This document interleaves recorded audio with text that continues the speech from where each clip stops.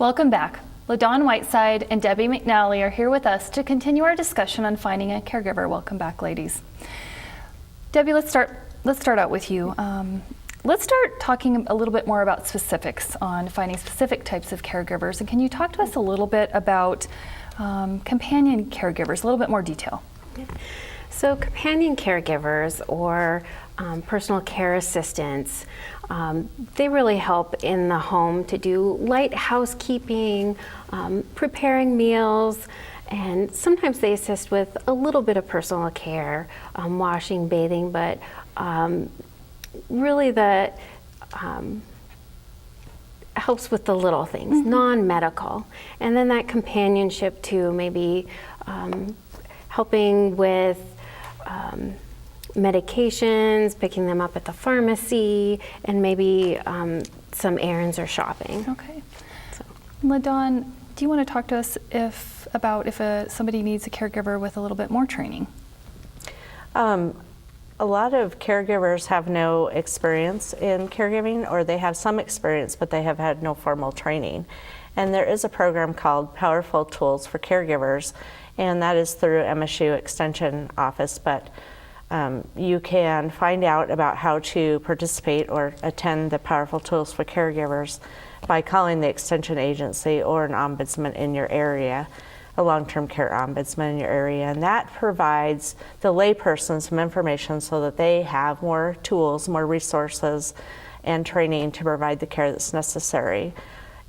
Usually a certified nurse's aide or a nurse or a medication assistant, a professional or licensed certified person has a lot of information, so they come to the job with a lot of information to help take care of the person.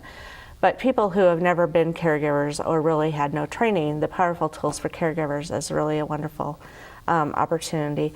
And also, again, I'm going to refer to the Prepare to Care book because it kind of leads a person down the path of how to find somebody that you need, whether it's in-home, whether it's a family member, or whether it's somebody through a blog, a caregiving blog, or a church organization affiliation, something like that. There are a lot of caregiver programs that you can access. Excellent. Sounds like a lot of great resources. Thank you. And if someone needs somebody with a little bit more medical expertise, how would you go about that? So you would look towards an RN, registered nurse, maybe some more advanced care, maybe if they have cancer or some of those more higher medical specialized needs. So I would start with the RN. I also wanted to say that it's important that all these different helpers or caregivers we can hire have different training requirements, and that may vary by state. So while we're talking to them about a little here, it's important to really ask the questions and find out their qualifications and what they can and cannot do when hiring. That's excellent. Leads right into my next question. What kind of questions should we be asking when we're thinking about interviewing a caregiver? Can we have some tips on that? I think that would be helpful. Yeah, I think asking for their qualifications or references, making sure to do an interview with them is important too. If you're hiring privately, making sure to do a background check. There's a registry at the state level for CNAs where you can call and see where they're at with their requirements as a consumer. So it's great to look at those. It's important to get a great match, so personality-wise, making sure that your loved one clicks with the caregiver is important too.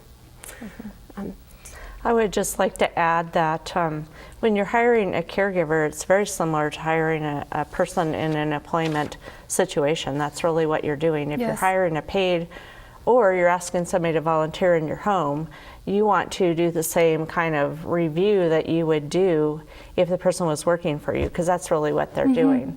So double checking options that are available, free options that are available, the reference checks, the nurse aid registry program through the Quality Assurance Division, checking with those references. Just don't accept the letters, contact those people. Be really comfortable with the person that you're bringing into your home because they have access to everything. So making sure that your loved one and your home is safe from whoever you bring in is really important. And again, AARP has a lot of resources that have to do with fraud prevention and elder exploitation. So prepare yourself with information. Don't just bring a person in that you've never met before and expect them to know how to do things. Stand beside them, watch, supervise the care that they're providing for a while, and make sure that they're doing it in accordance with your desires and your information. Very, very good I advice. do have to say too, when hiring with an agency, say that you're going through a larger agency or smaller agency, when choosing that agency, I would suggest you ask if the same aide would be coming on a regular basis. Some people want the same person. That's a Caregiving really good is point. so intimate, Yes. so Yeah. Great. making that match is important. Absolutely. Thank Because you. the caregiver essentially becomes a part of your family. Yes. They're there a lot, typically, and as time goes on, they're spending more and more time. Very good. And I would imagine it's really important to set your expectations out in advance so that Yes. everybody is on the same page and knows what to expect. Excellent. Well, thank you, ladies. We're going to take a short break here and we're going to come back and finish up here in just a couple minutes. Stay tuned. We'll be right back.